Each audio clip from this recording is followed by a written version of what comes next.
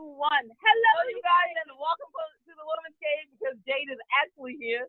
What? Oh, wow, that's right.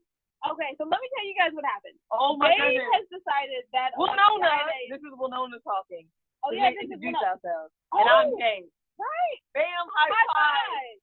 Good job on remembering. Yeah. It's weird because I Jade forget. is back.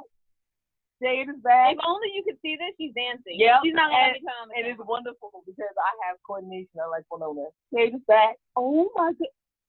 Jade. Boom. No, Do you feel it? Is it cool in the breeze? It's freezing. It's frigid. Okay. All I'm right. heading up on the Siberia breeze. All right.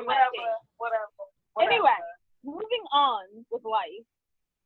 Wait, you were going to say something about Jade, right? I was. But now you're done. So, we wrote these wonderful books. And I thought the voice was, and I thought series and Mr. Guy says, Winona, take it away. Oh, wow. I get to actually do this. This is fun. And I thought divorce was bad. And since that person isn't here anymore, guess what? I don't say the whole title. And I thought being grown up is easy. It's not. And I thought I could juggle it all. We thought we could, and then we found out that we can't. Nah, that's my life. Yeah, pretty much our life. Thank you, Jade. What was the next one? And I thought I did my journey alone, Jade's favorite book, and I thought I had it all figured out. Hollywood does not need to be more famous, so don't listen to this deal. Yes, Hollywood, I do need to be more famous. Please find actors and say the words directly how it's written. Even if they're misspelled, just have them sound it out. Right, that's new. There you go. So anyway, I know you won't do that because you won't give a writer that much power. Moving on, we have, and I thought he was the one. Yeah, he wasn't. Yeah. No. And then we have and I thought the workbook. And yes, you guys, we have a new series, The Misfit Guide. A fastest way to leave crooked footprints and the Misfit Guide, cocktail soirees, and the LBD. Yes, it's the little black dress, you guys. The little black dress. Jade's dad thought it was the little black daughter. So he No, wrote a that's poem a to his lie. little black daughter. But we appreciate it. Thank you, lovely. You're the mayor. Yes. And you can find all those books on Amazon.com, the BarnesandNobles.com. I know that Jade is here, so I can't even do my normal thing. Yeah, that's exciting. And you can check out everything that the ladies are doing on AngieThoughts.com. And also, you can check out Just Writing Life. We have a tag. Just go right on to it. Yes, which will also be found on Amazon.com. Okay. And Channelation in Sacramento. No, we forgot your baby. We are also the editors of the 25 hottest indie authors, artists, and advocates. That's not my baby. It's kind of like your baby, but I kind of like adopted it a little bit. Oh, so it's like your adopted second No, talk out. stepchild, Like, redheaded? No, it's like my part-time baby. But I give it to you. Okay, I'm sorry, never mind. Guest. We have an amazing guest. She's like freaking famous. So, amazing guest, would you like to introduce yourself? Oh, you're going to have me introduce? I guess I can introduce myself. I am what do you want me to start with? I guess I have a podcast. I have a podcast. I can talk about that. I have a podcast called The Secret Library where I interview I interview authors and people who've written books about the process of creating books and what goes into writing a book. And I do coaching for writers. And then I'm also working on a book, and I have an anthology coming out this fall with Dal Kular, which is called I Wrote It Anyway. And it's a collection of essays from all kinds of people talking about the obstacles that they faced, whether they were internal obstacles or external obstacles to writing, and how they wrote anyway, because we want to inspire people who want to write books to write them instead of feeling scared to write them. We love it. We love anthologies because that's what we write. High five. No, I write life guides because you can't sell an anthology. True. But no, you can. You can You definitely sell an anthology. You're the book doctor, so you can definitely do that.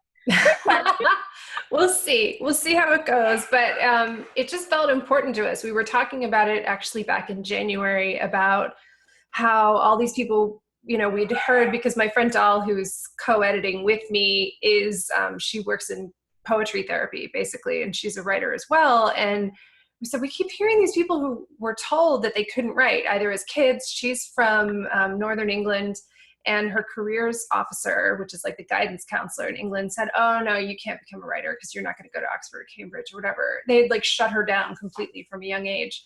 And we just thought all of these people were missing out on all of these books from people who believe they're not allowed to write and that people won't read their books if they write them. So we're like, we have to stop this. We need to let them know that they should just write it anyway. And then we said, oh, that's the title. And then it kind of went from there. We love it. So, yeah. So I have one quick question. Well, I have two now. The first question is going to be like, so write it anyway. I remember thinking that when I was in high school, everyone was like, you should write, which was awesome. But I wanted to be a doctor, so everyone was like, go that way because writers are piss poor. And they're not lying. Writers are piss poor. Well, I'm not anymore. Not anymore. But anyway, how did you get into your writing journey, and what obstacles did you overcome to make this actual income stream? Well, I think I was always interested in writing from when I was a little kid. I would take all of the paper in the house and then I would take the stapler and I would start stapling it into little booklets. And I would make all of these books. And eventually my mom said, well, maybe you should write something in them instead of just continuing to use up all of the paper that we have in the house and making books and drawing pictures on the cover. And I mean, I was lucky in that my family didn't say things like, oh, you shouldn't write, or writing's a waste of time, or it's a bad idea, which a lot of people have been told that. So I was definitely encouraged and told that writing was a good thing to follow through with. So I did. And what ended up happening was, despite my school being supportive, my family being supportive, I didn't end up pursuing a writing degree in college. And it was only recently that I realized why, which was when I was in high school, I took a creative writing class. I was really lucky. I went to a school that had a creative writing class in high school. And there was a guy in the class who was a creepy stalker.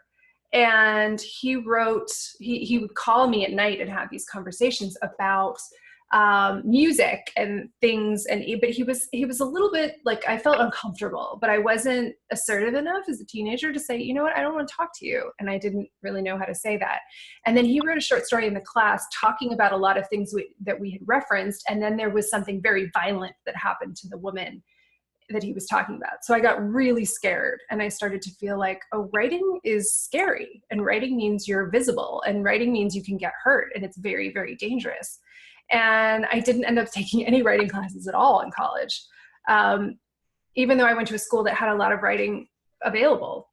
And only later I was like, oh, I think that was because it was like the year after that happened that I didn't feel comfortable pursuing it. But I've always been a heavy duty reader. I've always read. I think I was in third grade the first time I stayed up all night to finish reading a book. It was Bridge to Terabithia, which I loved. And so books have always been really important to me. And I've always said, I want to write. And I eventually started a blog I started a couple of them, but the one that really stuck was back in like 2015, I think. And I'm always suggesting books to people.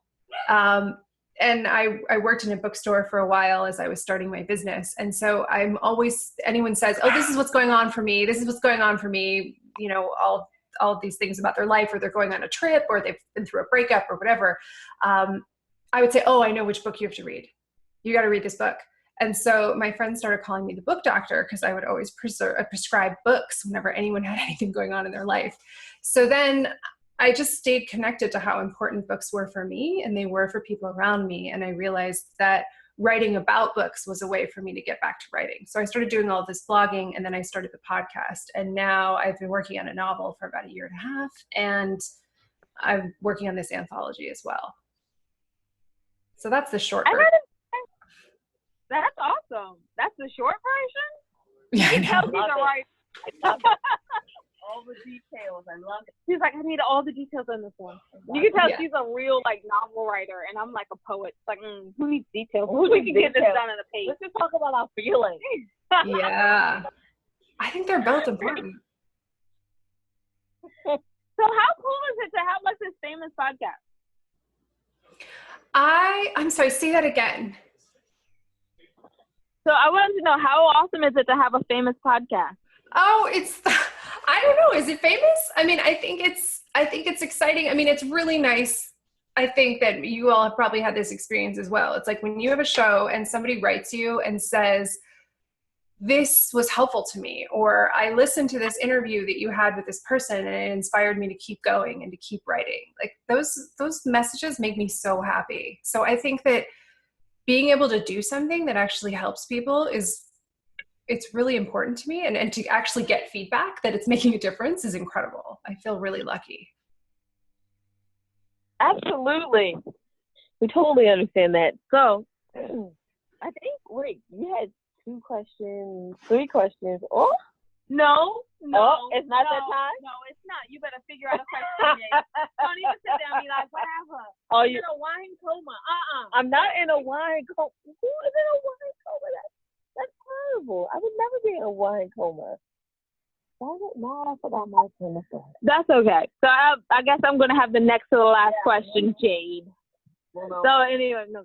I want to know, how did you figure out, like, how did you turn this into an actual income stream, and how long did it take? Because I know a lot of people out there are like, I want to write books, and that's all I want to do. And a lot of times we go, no, you need to be diversified in order to actually make income.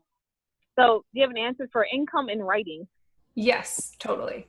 I think it's true. I won't say that you don't have to be diversified, because I think unless you're Dan Brown or, somebody who everybody knows their name immediately, then you can just write books and make tons of money off of it. I think that's totally doable. But I think if you don't have that kind of presence and that kind of platform, then I think that you have to be willing to invest the time and to do it for a long period of time. But I just interviewed somebody who was talking about writing, and she said she was at a friend's party, and she said this friend throws really great parties, but at like 9:30 she's going home, and everyone said, oh, are you leaving on a trip tomorrow? And she said, no, I got to get up at 5 a.m. and I got to write. And I think that if you really want to write, and you want to write so much that you're going to get up at 5 o'clock in the morning and leave somebody's party, then you're going to do it regardless. So I would say lean into that for sure. But also to think about the fact that there are different kinds of projects that you can do with writing. So yes, you can write a book, you can write novels, you can write nonfiction books, all of those things, and you can go the traditional route, sell a book with a proposal, go to a publisher, or you could even self-publish them, but that's just writing books. But by writing a book, you have information and you've identified yourself as knowing about a particular topic, whether that is writing a certain kind of novel or writing about a certain, whether it's thrillers, or if you're writing a romance, or you're writing just literary fiction, you're writing a particular style of writing. So you can then talk about that. You can be an expert on that and share your information. So you can teach, you can go on other shows, you can talk about what you're doing on other shows, and you can also speak if you like speaking. If you're not, I'm pretty introverted, but I actually don't mind speaking, which is an interesting thing that can happen. All of these things can go together in order to make money at it. And then I ended up, as I was sort of, I guess, desperately procrastinating and scared about actually writing, I ended up getting my master's in psychology. So I've ended up combining working with people on the fears that they have about writing and putting it together as a coach. So we will look at what's holding somebody back from sitting down and writing. And I've built that practice over the past several years. And I would say that between the podcast, which serves as both an access for me to talk to people that I wouldn't normally have access to. It's a really interesting thing having a podcast, which you all know as well, that if you just call or email random people and say, hey, I want to talk to you about what you're doing, then you don't necessarily get a response. But if you say, but I have a show and I'm going to share our conversation, then all kinds of amazing people are willing to talk to you.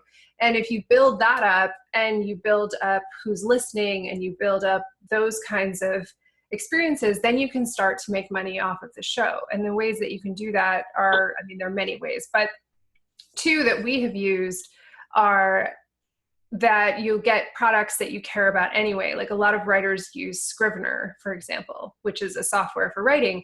And so we reached out to them and said, hey, we have this show. Everybody loves your software. We think it would be a good match. So they sponsored the show for a while. And the other thing that you can do, which we have just recently started and are starting to build up, is you can start a Patreon. And if people listen to the show and the show matters to them, then people can contribute to help to support the show. And Patreon is a really interesting model that's building, where if you're a writer and you write things that people respond to, and whether you write a blog or books or poems or other kinds of things, you can actually put up the kind of work that you're doing, and then people can sponsor you to help support you. Lucy Bellwood she writes comics, and she loves tall ships, like old-fashioned, used to sail across the world, like with pirates on them kind of ships. And so she learned how to be on them, and she draws comics about how they work, like how you can be a sailor and how you can do all this stuff. And so she has a Patreon, and people will support her so she can write comics about that, which would previously have been a very difficult thing to make an income doing. But if you have a topic that you're interested in, that other people are interested in, and you share it, and you're willing to share your story, then a Patreon can be a really good model for a writer.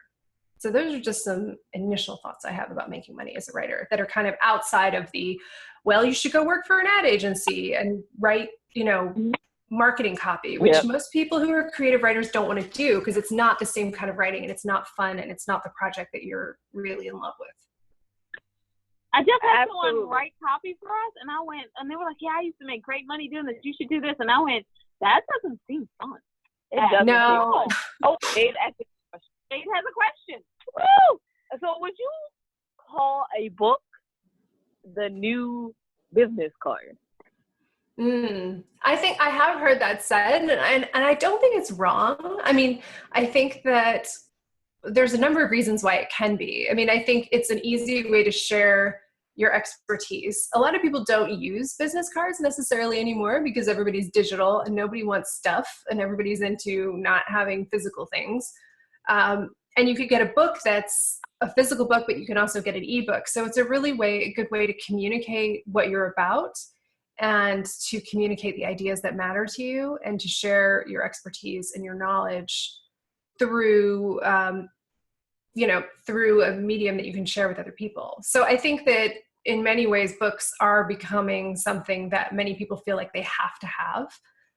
Like, oh, I have to have written a book in order to get credibility in a certain area. And I think that, while I love writing, I think that there are also people out there that should feel permission not to have to write a book. You don't have to write a book if you don't want to.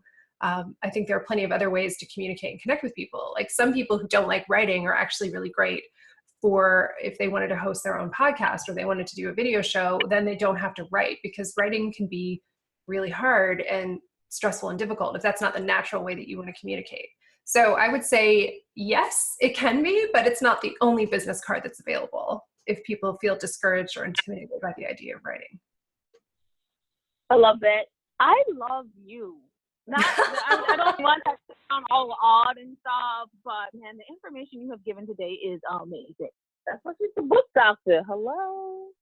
Oh, the narcissist in me.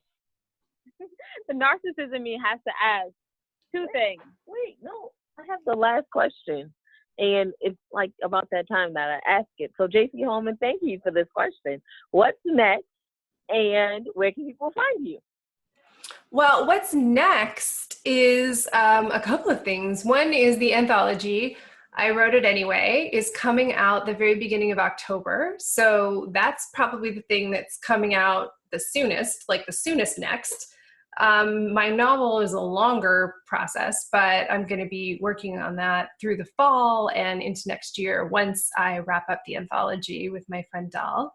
And people can find me at carolinedonahue.com. That's my main site with my coaching and everything. And then the podcast lives at secretlibrarypodcast.com. And that's on Apple Podcasts and Spotify and pretty much everywhere you can get podcasts. Love it. Love it. And you guys, it's a really, really good podcast. I thoroughly check it out. Yes. Oh, first, you're so sweet. And it was like, oh my goodness, this podcast is cool. Oh, thank you. Like, shut up for like a week, and then I had to like listen to it, of course. Yeah, there you go. So you got to stop. I guess I can. Okay. So you guys, you can find out everything that your ladies are doing and support our the charities that we probably support on andwethought.com. Go to the ladies page in the middle. That's where the charities are. Will Nona, with your fading good waving in the air. What's up? I had to interrupt Jade because you guys, we have the Thoughtful Book Festival coming up on August 31st, and we have the Writers Retreat. And so that really is, we want you to come out and learn the business of writing, and then come and produce our first chapter. Yeah, the business end of the pen. We're gonna learn business end of the pen from an actual CEO, like the former CEO of the Girl Scouts, crying out loud. That's pretty awesome. And then we have 8 professionals that are coming out to teach you how to write, and then overseeing the writing. So you have a first chapter to pitch to actual publishers that are going to be there. That's kind of cool. And all of this is happening in Las Vegas. So if you get bored writing, let's party, y'all. Wait, no, let's not party too hard. We need to write still. But okay, you guys can check all of that out, and our upcoming audiobooks that will be coming out. We're going to put that on andwethought.com. But remember, you guys, that wisdom is all around you if you're open to finding it. Oh my! Accepting it. I am. So now I've got it right over like 90 sometimes. I got to start it over again. So the next one will be at 1. So so peace and love from Winona, who does not have a manicure, although she's on the stage at a conference. And Jade. Bye.